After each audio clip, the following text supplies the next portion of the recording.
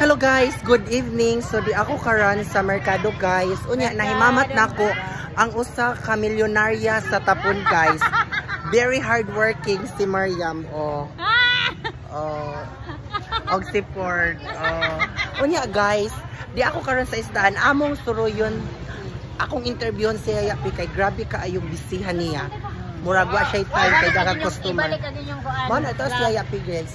Siya yapi to atong duolon guys.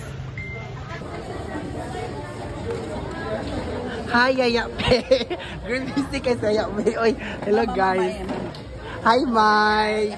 Mayong gabi Vlogger ka? May, unsay imong ika-istorya May nga ingana day kakugihan imong anak May nga si Yaya Pe. Ipadayon lang. First the Lord kay makugihon. Ala, ingana ko pinagat Yaya Pe day. Tagan pa kusog kaligod sa lawas. Ingana kay busy kayo may no maikog punta mag-disturbo.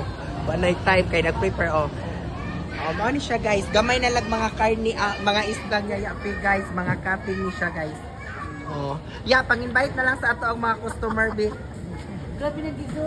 Hoy, sige na. Uli gwapo si Yaya Pe. Sige na. Pang-invite sa atong mga customer nga palit sa imong mga isdang dagko. Ayan po kalimot sa... Sige na ba? Guys.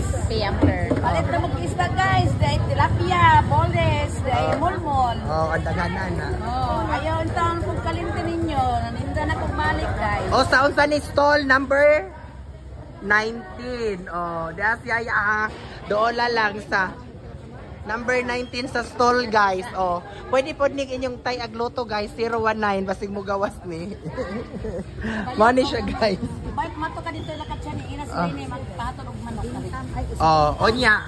Napos sprinkle guys paha. Ning palo ba? Ingana ni pala so maawawan sprinkle guys, maawawan. So thank you Yaya Pe.